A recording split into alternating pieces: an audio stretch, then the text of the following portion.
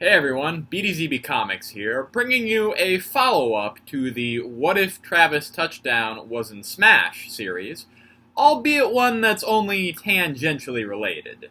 Those prior videos are not required to understand or enjoy this one, but if you haven't checked them out, I'd still appreciate you taking a look, because I'm a shameless clickbaiter scum who's willing to do anything for views. No, this video is something entirely different. It's a video essay in a similar vein to the work of ContraPoints or H-Bomber Guy, and it's one that had its topic change pretty drastically over the past few months.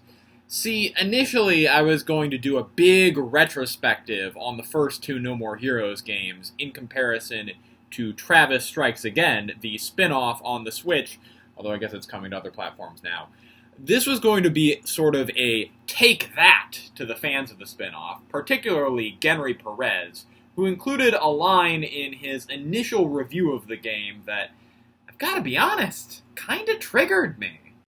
Travis Strikes Again is better than No More Heroes 2. Yet, after giving it some time and watching through his Deadly Individualism episode on TSA, it's clear to me that we're fans of the series for very different reasons. I'm into No More Heroes more for the dopamine rush of hacking and slashing my way through enemies and finishing them off with the swing of the Wii Remote.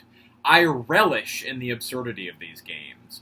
When I see shit like Travis turning into a tiger or a giant robot battle against a football player and his army of cybernetically enhanced cheerleaders, I'm all in. Genry, on the other hand, is more into the stories of these games and delving into their deeper themes.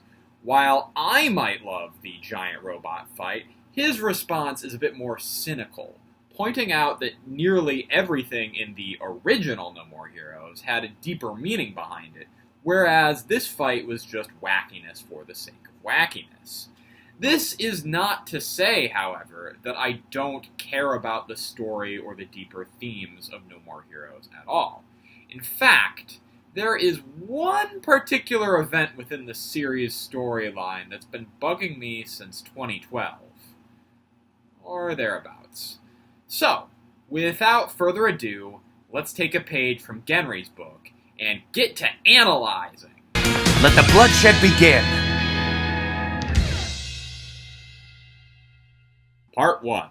Hack and Slash Heartbreak. Now, for the uninitiated, the basic premise of No More Heroes is this. One day, our narcissistic geekwad of a protagonist, Travis Touchdown, got into a fight and it ended up straight up murdering a guy.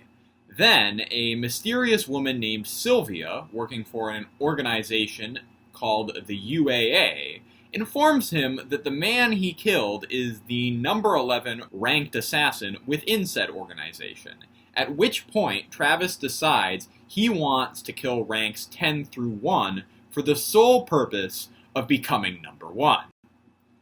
Well, okay. Maybe not the sole purpose. If I become number 1, will you do it with me? I was first introduced to this series in high school, but let's fast forward a few years to my sophomore year of college. At this point in my life, I was going through a period of depression. It's kind of a long story, but to put it simply, I was acting a bit more like Travis than I cared to admit at the time. My goal was to be touched down, but instead I was merely let down.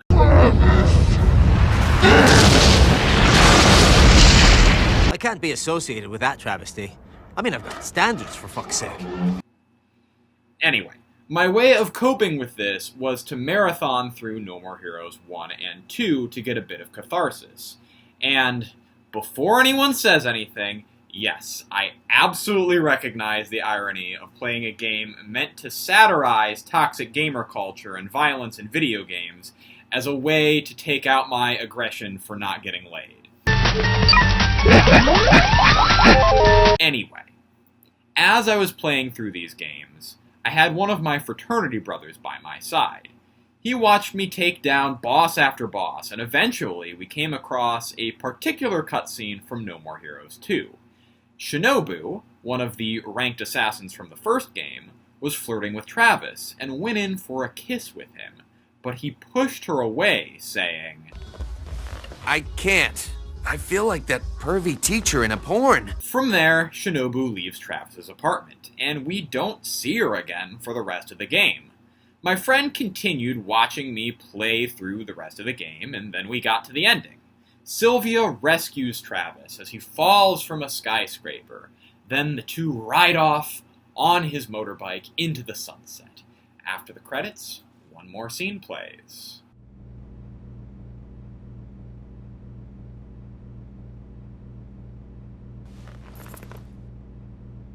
Finally, here she is. Sylvia. I was looking for you.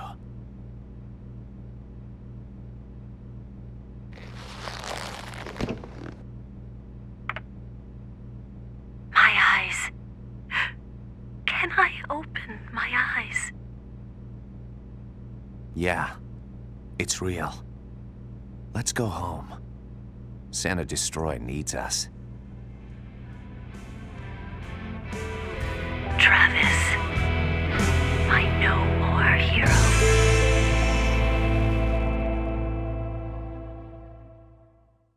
And my friend just kinda sat in silence for a moment. He had a disappointed look on his face. I turned to him, and he sighed, saying, Man, he should have fucked Shinobu. We proceeded to have a lengthy discussion about this, and at the time, I agreed with him.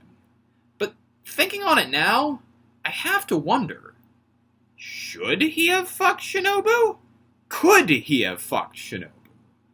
And would he have fucked Shinobu? And while this may seem like kind of a silly topic to serve as my big break into the breadtube/lefttube video essay community, it's going to require some serious analysis on both Travis and Shinobu as characters, and that's going to get real heavy real quick. So, trigger warning now. This video is going to discuss topics such as death, trauma, gamer entitlement, pedophilia, abusive relationships, and other such things that I'm probably forgetting, but I am happy to leave warnings about in the description if you request them in the comments. Anyway, there's no turning back now. Get ready, audience! It's game time! Part 2. Shinob-WHO?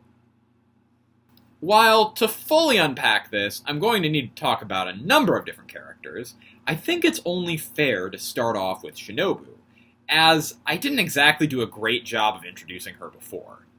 Also, despite being what I would consider to be the third most important character in the series, next to Sylvia and Travis himself, I don't really see much in-depth discussion about her character specifically, and I want to remedy that. So who is Shinobu?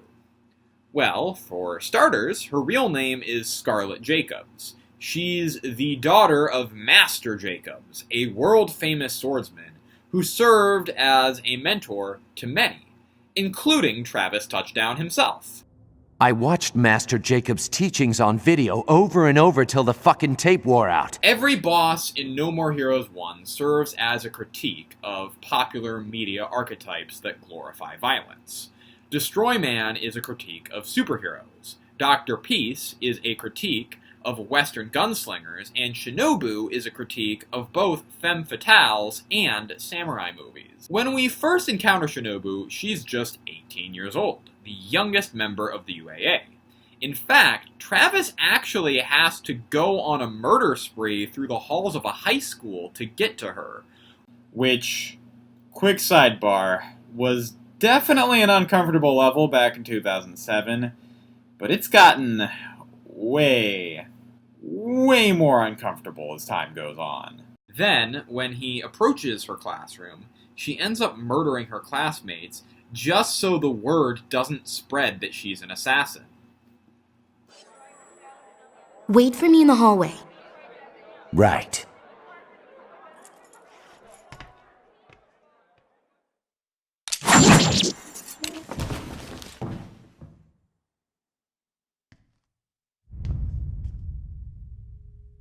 Mind if we do this somewhere else? So, side note here.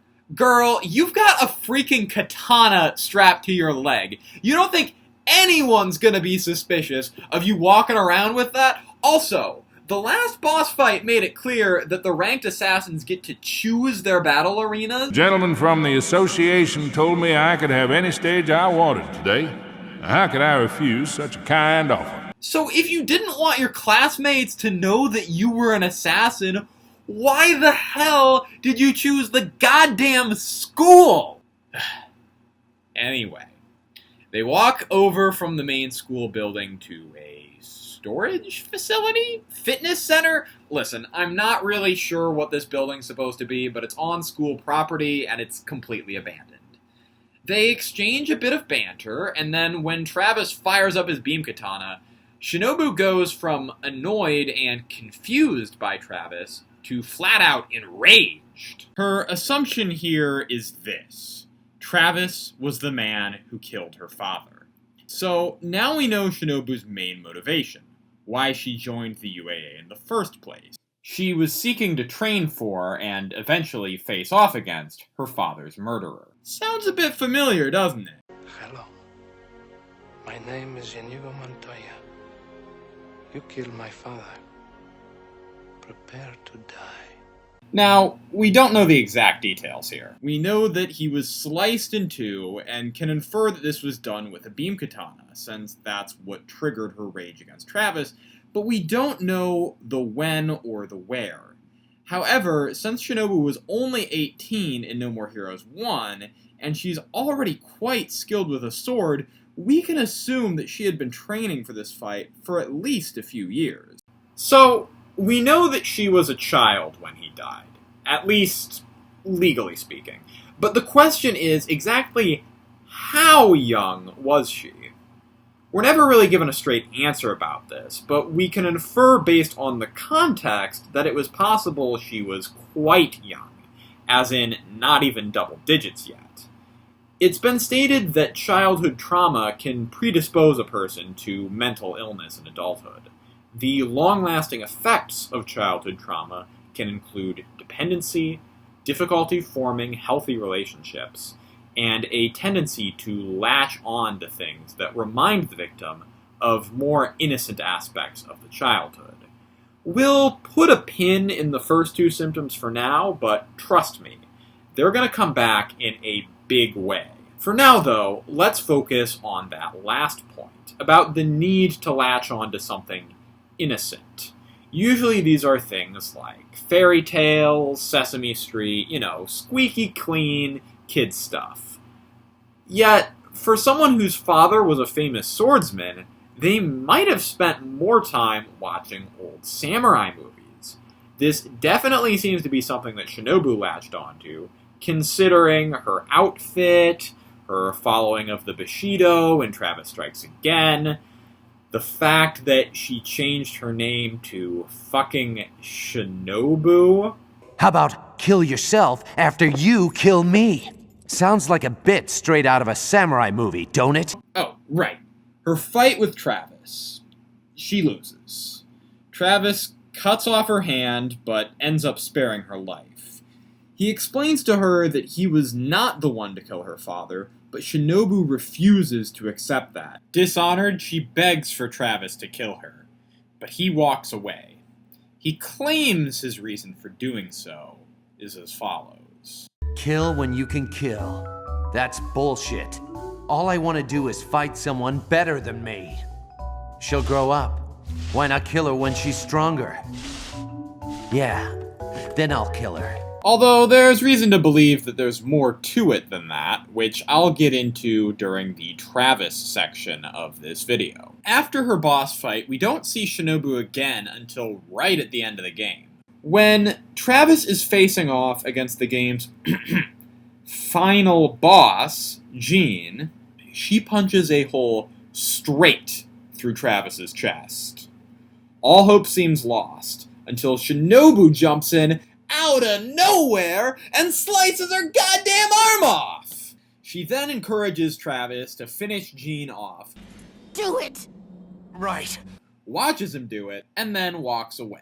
Seems like Shinobu has now moved on from hating Travis to feeling indebted to him because he spared her life. Hell, the cutting off Jean's arm bit could have been inspired by Travis cutting off her hand earlier, but perhaps that's a reach. Regardless, this feeling of indebtedness is something that we see come back in full force in No More Heroes 2. Unlike the first game, where Shinobu served as the game's third boss, she doesn't appear in No More Heroes 2 until about halfway through. After beating a giant brain trapped in a robotic capsule, don't worry, it makes sense in context. Well, sorta. Shinobu rides in on a motorcycle with Sylvia in tow. It's been 3 years since the events of the first game. 21-year-old Shinobu is now sporting a new outfit, a new prosthetic hand, and a new primary source of motivation. My only desire was to become strong like you, Master. So, if you're confused as to why Shinobu is calling Travis Master now, don't worry, because he is too. Shinobu? Wait, what did you say? Did you call me Master? Since the events of the first game, Shinobu has gone all in on becoming strong. Not to face off against her father's murderer, she doesn't even mention that in this game, but to impress Travis. She became the champion of Asia just for him, and when Sylvia told her that he was having a difficult time taking down the UAA's new batch of ranked assassins, she flew all the way back to Santa Destroy just to help him.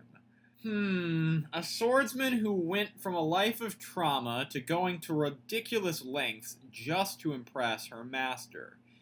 You know, come to think of it, that sounds pretty familiar too. Why won't you just let me do this for you, Rose?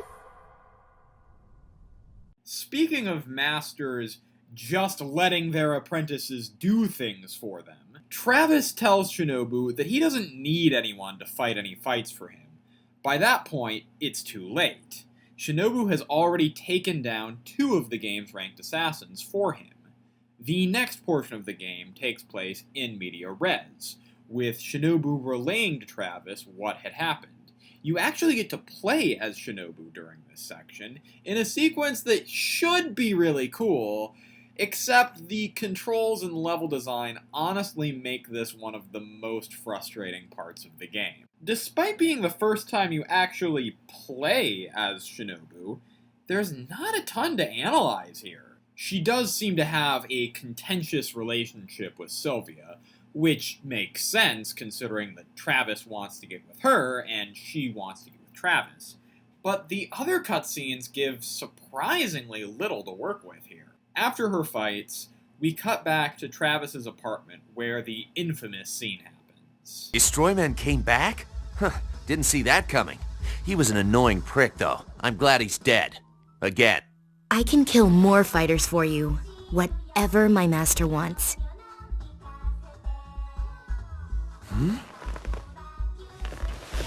Master. Oh.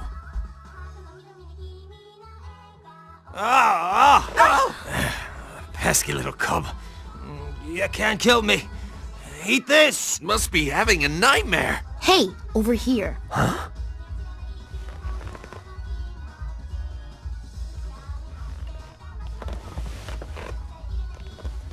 I can't. I feel like that pervy teacher in a porn.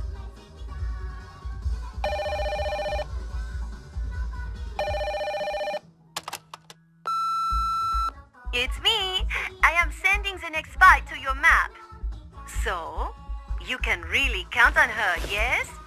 The rest should be easy now that she has done her part. Yeah. Wait.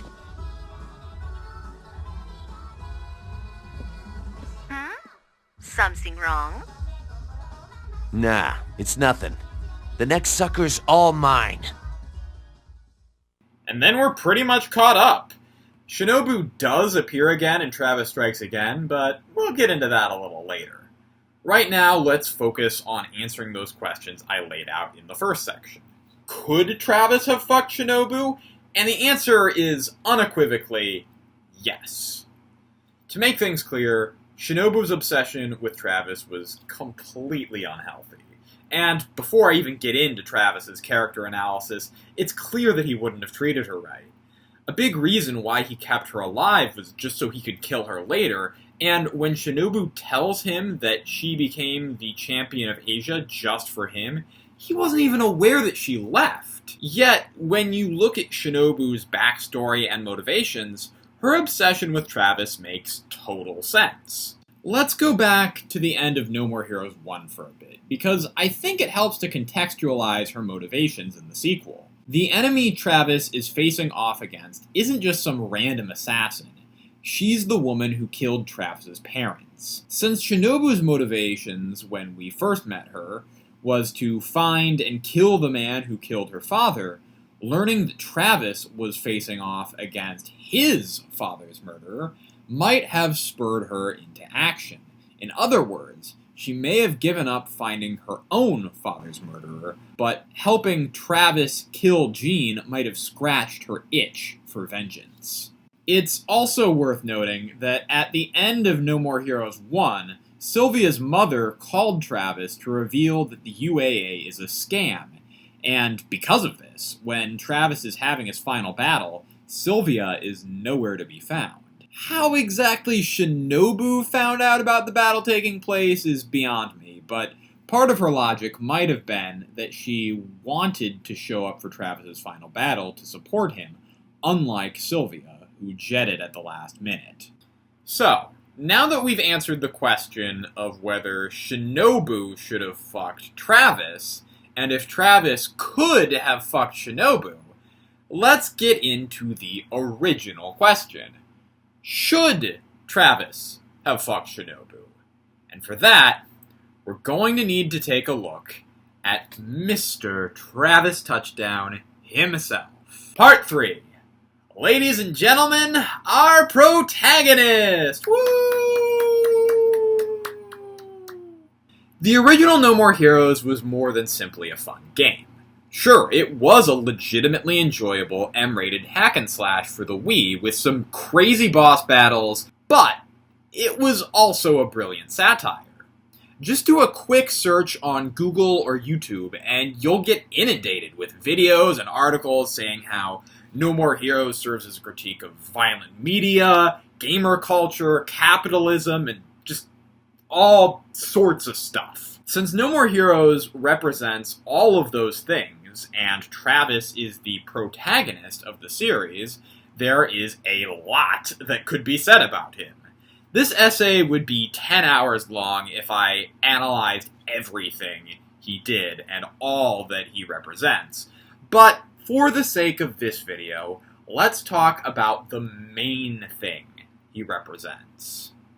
I wrote a blog post a while ago about why I f***ing hate video games, because this is what it does. It appeals to, like, the male fantasy. That's right, folks. We're talking about misogyny! As if the comments on this video weren't already gonna be bad enough. While it's easy to point and laugh at this over-the-top reaction from an old BuzzFeed video, I've got to admit, she's got a point.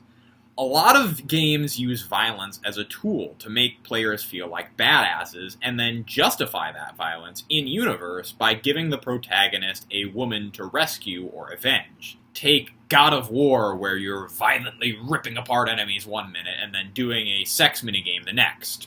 Or Double Dragon, where after beating the crap out of criminals on the street, two brothers are forced to beat the crap out of each other to determine who gets the girl in the end.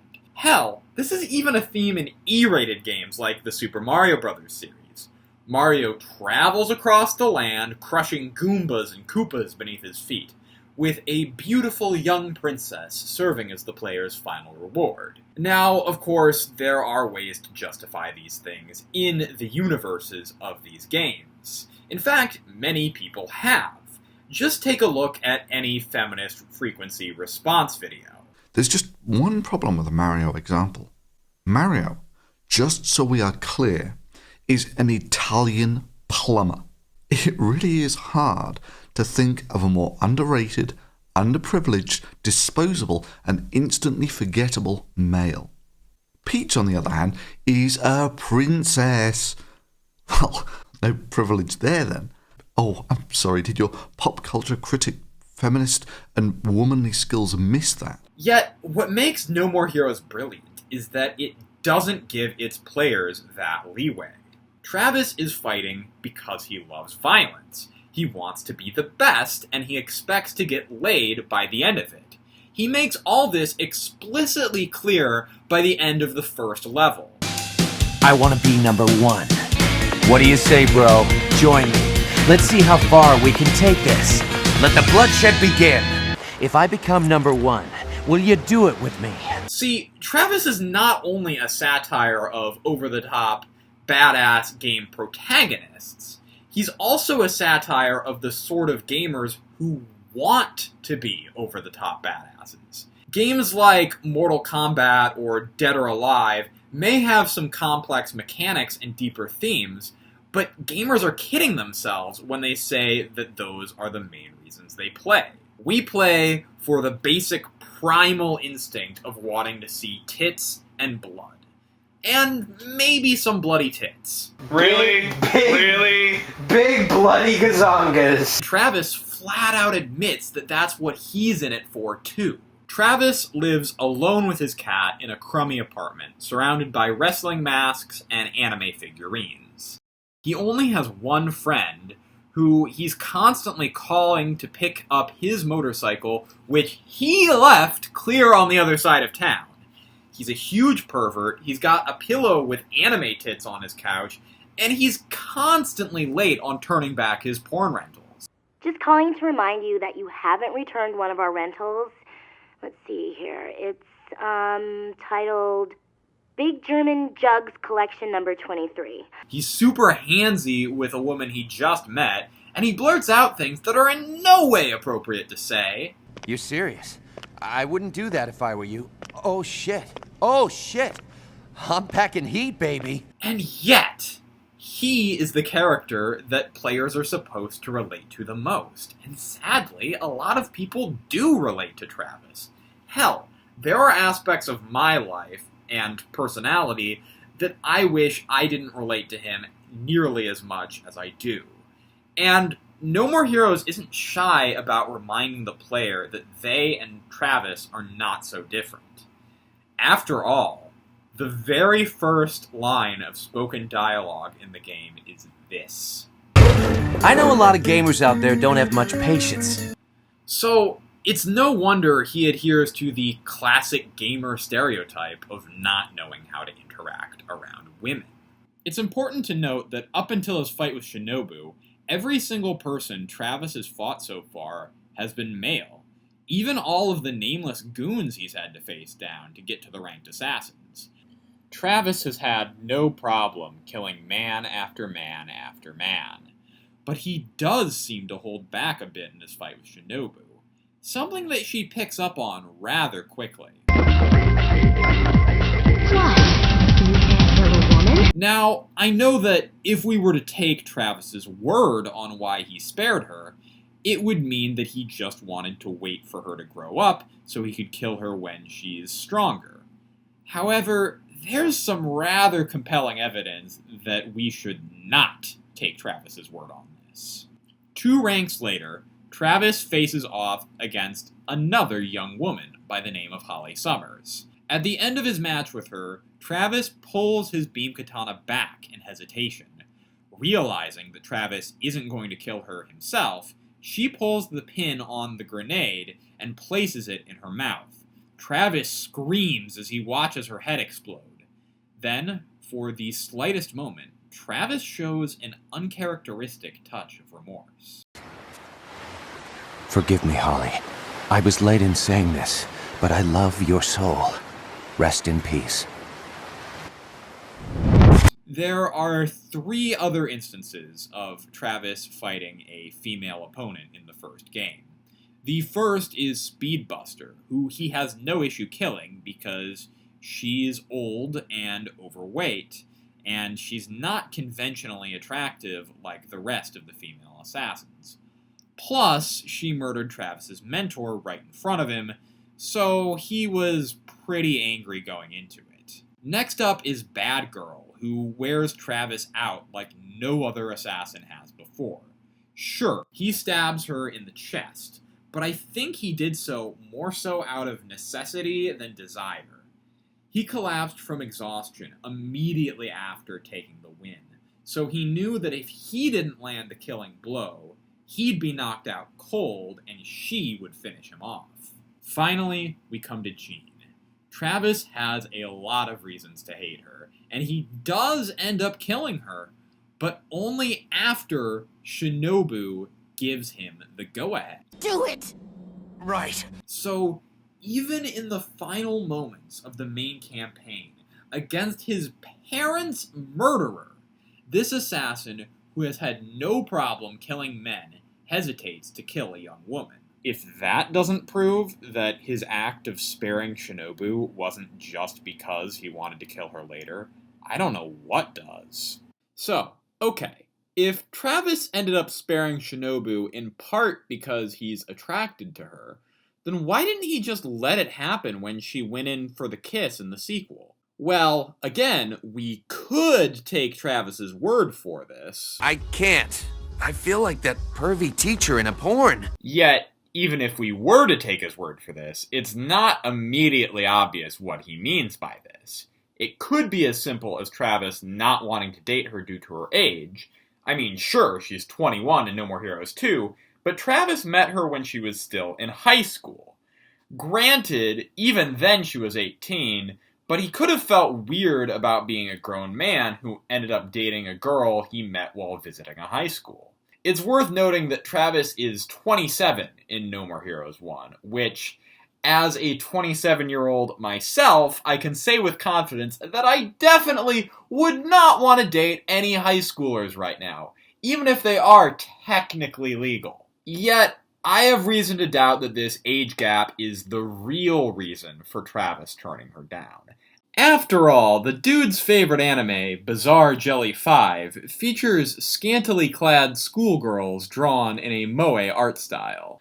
We could play devil's advocate and say he watches it for the plot, but in No More Heroes 2, we actually see him masturbating to it.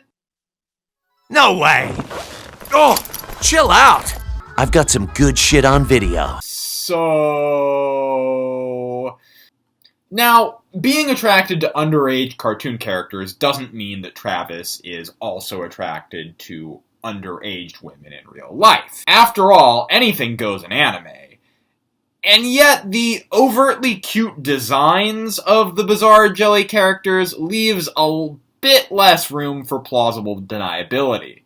So, I think perhaps it's better to look at Travis's line with a different lens. I feel like that pervy teacher in a porn. Whether he likes it or not, Shinobu does see Travis as her master or a teacher, in other words. So Travis might feel like he's abusing his power as her teacher by allowing a relationship with her. This is honestly really mature of Travis. Who would have guessed that a bloodthirsty assassin would be able to show more restraint around women than world-famous comedians and producers? But see, that's the thing. The Travis we knew from the first game most definitely would have taken advantage of a young woman throwing herself at him. Power dynamics be damned. His main source of motivation is the promise of sex with Sylvia. Do you really think he's gonna turn away a girl who's already obsessed with him and willing to do whatever he wants? Now, way back in the beginning of this video, I mentioned two different types of No More Heroes fans. The kinds that love the games for their complex themes and stories, and the kind that are there just for dumb fun. This scene managed to stir controversy in both camps, although for completely different reasons. Part of the reason why people in the story/symbolism camp hate this scene is because Travis was supposed to be a loser character in the first game, and therefore no girl would ever fall for him. And while I can see where they're coming from, I do think that this particular dynamic makes sense given Shinobu's motivations. However, where I agree with these lore-type fans is that Travis does act pretty out of character here, and he absolutely would want to fuck her, if the writers hadn't decided, let's make him a good guy who's loyal to Sylvia, just completely out of the blue. So, that's 2 of the main 3 questions down, which leaves 1 final question. Part 4. So, should Travis fuck Shinobu? If you're asking me specifically, then no. Travis is a sociopath and absolutely should not be fucking anybody, let alone someone with an unhealthy obsession with him like Shinobu has. But despite me holding that stance now, I obviously didn't believe this 6 years ago, and a quick look at the comment section shows that a lot of the fan base still supports a Travis x Shinobu relationship. It also shows how weirdly obsessed they are with Shinobu's race, but that's neither here nor there. So, why is that? Well, this comes back to the 2 halves of the fandom thing. If you're a diehard fan of the themes and messaging in the original No More Heroes, the whole concept of Travis being a cool guy who women fawn over can be a little tough to swallow. But if you're like me, and at the time, someone who didn't really read that deep into the series messaging and was more familiar with the sequel than the original anyway, it's easy to forget or simply not realize that Travis was supposed to represent in the first place. Unlike in No More Heroes 1, where Travis was treated as a total loser throughout his entire journey, the characters in No More Heroes 2 treat him as this legendary badass, giving him nicknames like the Crownless King or You are the No More Hero. That is so dumb. Since Travis's role as the badass wish fulfillment protagonist is played much more straight the second time around, a lot of players legitimately want him to get the girl in a way that satisfies their sensibilities. Sure, there's Sylvia, the object of Travis's affection since the very first moments of the first game, but she's a manipulative con artist who acts verbally abusive to the guy. Take a hit, you impotent dipshit! Sends him all sorts of mixed messages. No woman would be caught dead with you unless she was a desperate bitch. Where in the world could you find a woman who could fall in love with someone like you? Well, one is right here. And I wouldn't want to be with a girl like her, would you? No, of course not. So, ending up with Shinobu is a much better alternative. Right? Well, if you ask me, Travis and Sylvia deserve each other. One represents the incels who take their sexual frustration out on innocent people through acts of violence, and the other represents the game industry's continued use of sexist tropes to appeal to this type of audience. Remember all of those terrible Facebook memes from people who lacked self-awareness about how they don't want a relationship like The Notebook, but instead want one like Joker and Harley Quinn? Well, I think that it's time that we replace that. I don't want a relationship like Harley Quinn and the Joker. I want one like Sylvia Christel and Travis Touchdown. A woman who runs a for-profit organization of people who kill one another, and a man who actively participates in that organization just so he can sleep with her. Can't you just feel the love? Bitch! The second game's ending seems to strongly imply that Travis and Sylvia end up together, at least for the time being. But who cares if Sylvia and Travis fucked so hard it knocked letters off his motel sign, or if the two ended up riding off into the sunset together? There's still a chance for Travis and Shinobu to get together in the future, right? Part 5. The Future of Travis and Shinobu. The rejection scene is the last time that we see Shinobu in No More Heroes 2, but she does show up again in Travis Strikes Again. As far as the base game is concerned, her involvement is very minimal. She shows up after the final boss battle, and you can talk to her to trigger a credit sequence where she teases another adventurer. It looks like you've cleared the latest game. Next up, the assassins await. Master. There's an even more obvious hint at No More Heroes 3's development after the credits roll, and by hint, I mean they flat out tell you that it's happening. Huh? Where is this? Open up your eyeballs, dude. We're in development. For what game? Like I'm gonna tell you that.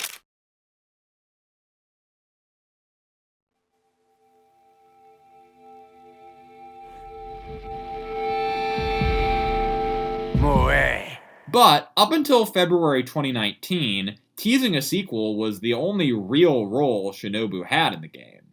Yet, of course, this changed when DLC was added. The first DLC pack actually included Shinobu as a playable character. She had unique dialogue for every level. Although none of it was exactly riveting enough to get me to play all the way through a game I don't really like just to hear it. Surprisingly, it was the second DLC pack that shined more light on the state of the Travis, Shinobu, Sylvia love triangle. In this pack's Travis Strikes Back segment, it's established that Shinobu still sees Travis as her master, and that she now runs her own dojo. Here, she teaches kids martial arts as well as the Bushido, the samurai code. She wants to keep the kids on the right path, or so she says. So perhaps she's working on this as her main project now because she regrets the path that she went down herself. Speaking of that path, Shinobu is still an assassin, although whether she's doing it for the UAA or not remains a mystery. Regardless, she seems to be doing this to purge bad people from the world and help pay for the dojo, so her main motivation isn't vengeance anymore. Although she is going back to her 18-year-old ways of hiding her true self from the children. So I hope those kids wouldn't be treated the same way as Shinobu's classmates if they found out. Especially considering that these kids are much younger. Master, Shinobu. there are too many of them. What are we going to do?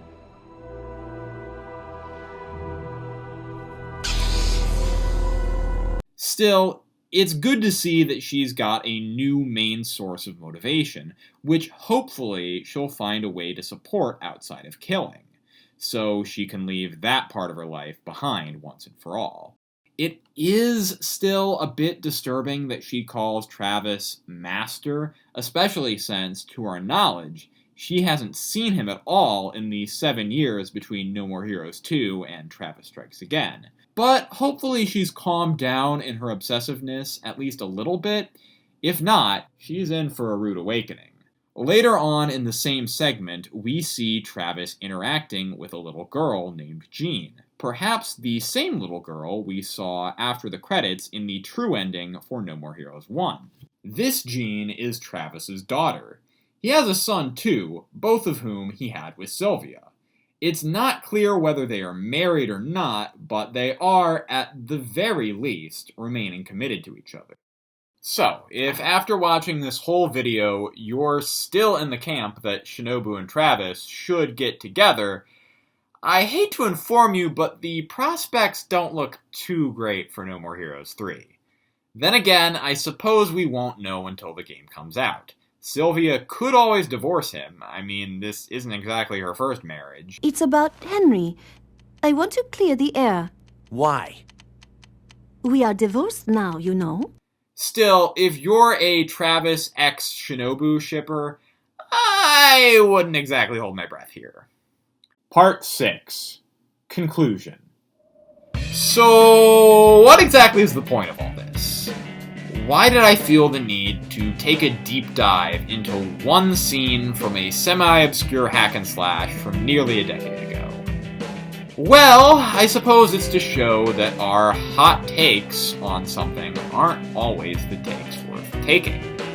My friend and I thought we had it all figured out by the end of No More Heroes 2, but after some critical examination, we were wrong. And that's okay.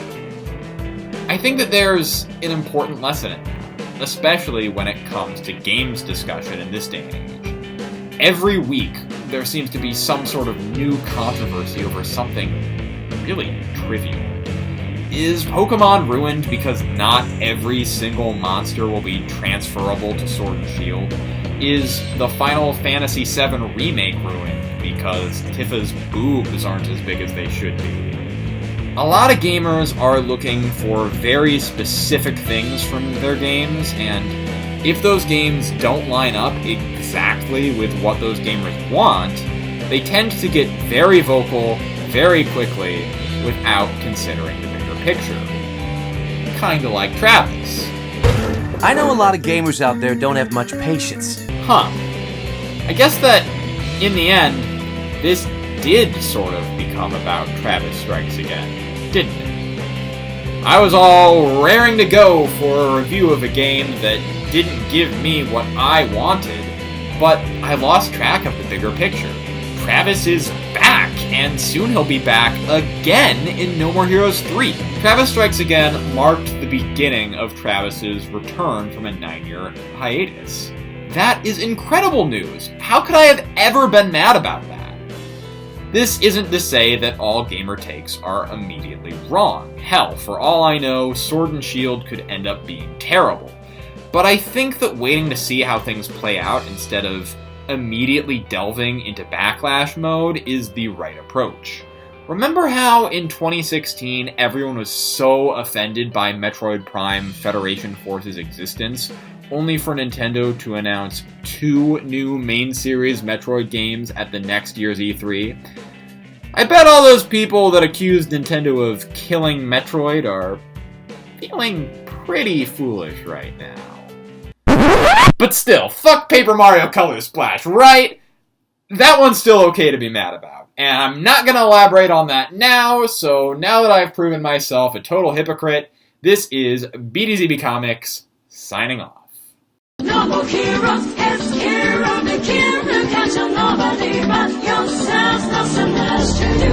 No more heroes, no time to stay if you're gonna be